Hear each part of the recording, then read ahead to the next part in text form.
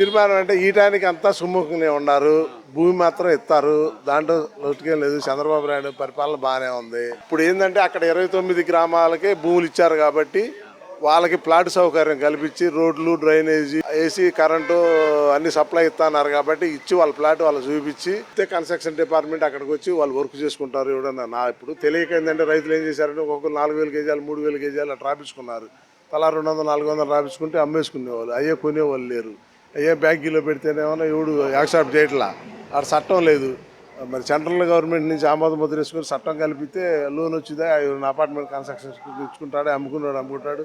మరి పిల్లలకి ఉపయోగపడితే లోన్ పెట్టుకుంటారు. కాలేజీలు కావాలంటే మరి మా భూమిలో కాలేజీలు పెట్టారు. ఎస్ఆర్ఎం, ఇట్టు, అమృత పెట్టారు. ప్రాజెక్టు బాగానే ఉంది. 4 లక్షలు, 5 లక్షలు, 6 లక్షలు ఫీజులు తీసుకుంటున్నారు. రైతుకి కన్స్ట్రక్షన్ ఇచ్చింది లేదు, ఏం లేదు. ఎవరు మాట్లాడేది వాళ్ళ దగ్గర పోయి డబ్బులు ఆన్లైన్లో కడితే రావటం, లేకపోతే బయటికి పోవటం పరిస్థితి అది. చంద్రబాబు నమ్ముతాము. అక్కడ చేసినాక ఇక్కడ రమ్మంటున్నాము. భూమి ఈటమే లేకపోతే రోడ్లకైనా ఇస్తాము, రైల్వే లైన్కైనా ఇయటానికి ఇష్టపడుతున్నాము. అక్కడ డెవలప్ చేయాలి కదా. డెవలప్ చేయకుండా ఉపయోగం 11 ఏళ్ళు అయిపోయింది. ఇప్పుడు మరి ఇక్కడ డెవలప్ అయ్యేది మళ్ళీ ఇక్కడికి ఎన్ని సంవత్సరాలు పట్టిద్ది? ఒక నమ్మకం కలిగిద్దిగా వాళ్ళకి కూడా కలిగితే అందరూ ఇచ్చేస్తారు. ఏముంటుంది దాంట్లో? 44,000 ఎకరాలు తీసుకుని ఇంటర్నేషనల్ ఎయిర్పోర్ట్ వస్తుంది ఇక్కడికి అని చెప్తారు. చెబుతున్నారండి, పేపర్ వాళ్ళు రాస్తున్నారు. అసలు ఆయన చెప్పలేదు. అసలు కాదండి, ముఖ్యమంత్రి హోదాలో ఉన్న చంద్రబాబు నాయుడు గారు చెప్పాలి కండి. ఆయన చెప్పలేదు కదా. ఈ పేపర్ వాళ్ళు ఇష్టం వచ్చినట్టు రాసుకుంటున్నారు, జనం వింటున్నారు. ఆయన దగ్గర పోతుందో పాటలేదో తెలియట్లేదు కదా. ఆయన చెప్పాలి కదా అసలు ముందల ఇటు తీసుకుంటాం అని. ఈ మధ్యలో ఎమ్మెల్యేలు పంపిస్తున్నారు. ఎమ్మెల్యేలు గిట్టుబాటు ఉన్నాడు, కూర్చోబెడుతున్నా, గిట్టుబాటు లేనాడు, ఎలవై ఎవడుతున్నాడు అని అంటున్నారు. రకరకాల జరుగుతుందిలే పరిస్థితి. ఎంత భూమి ఉంటుంది మా ఊర్లో 6,500 ఎకరం భూమి, 6,200 ఓట్లు, 5,600 పోలు అవుతాయి.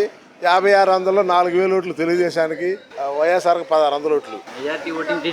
టీడీపీదే 4,000 ఓట్లు వేశారు మొన్న ఎలక్షన్లో. చట్టం కలిపి లేదు కదా. నిజమేనండి. పోయినసారి ఏం చేసి చంద్రబాబు నాయుడు బాగానే చేశాడు. చేసినా జగన్ వచ్చాడు, దాన్ని పిచ్చికంప పెంచాడు, లాఠీలు పెట్టి రైతులను కొట్టించాడు. చీరలే జినిగినాయి, లంగాలే జినిగినాయి, లుంగీలే జినిగినాయా, జైలుకు పోయారా, నానా రకాల కేసులు పెట్టారు. వాళ్ళ పాదయాత్ర అంటే కొడుతురి. మళ్ళీ ఏదనగా జరిగింది అనుకో, అప్పుడు ఏంది పరిస్థితి? భయపడతారు కదా ఎవరైనా. ఆస్తి ఇచ్చి అనగా, ఆస్తి స్థిరాస్తి నేను సంపాదిలా, మా తాతలు సంపాదించిన ఆస్తి ఇస్తున్నారు.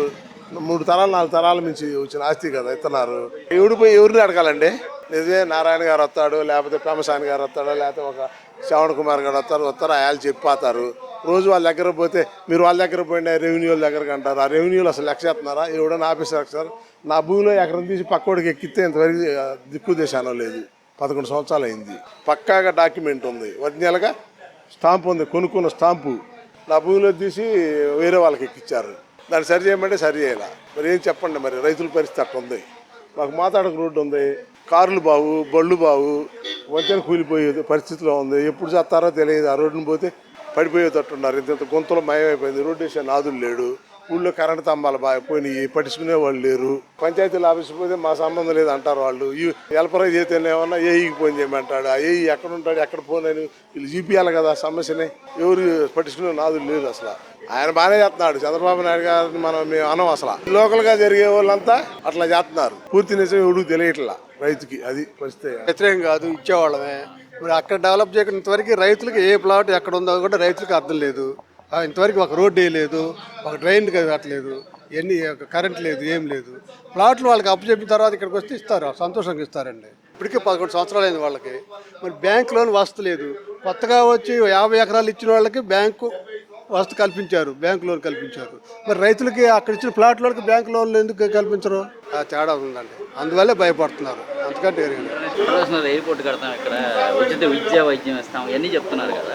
అసలు కారు ఎక్కడానికే రోడ్ లేదు. ఇంటర్నేషనల్ ఎయిర్పోర్ట్ ఎట్ట కడతారండి? ఇప్పుడు అక్కడ ముందు ఇచ్చిన వాళ్ళని డెవలప్ చేయాలి కదా రైతులు. అసలు రైతుల భూముల్లో మీరు బిల్డింగ్లు కడుతున్నారే, రైతులు ప్లాట్ లేకుండా మీరు ఎలా కడుతున్నారండి బిల్డింగ్లు? రైతులు ఓరకు ఇచ్చారు కదా మీకు భూమి. డబ్బు ఏమైనా ఇచ్చారా?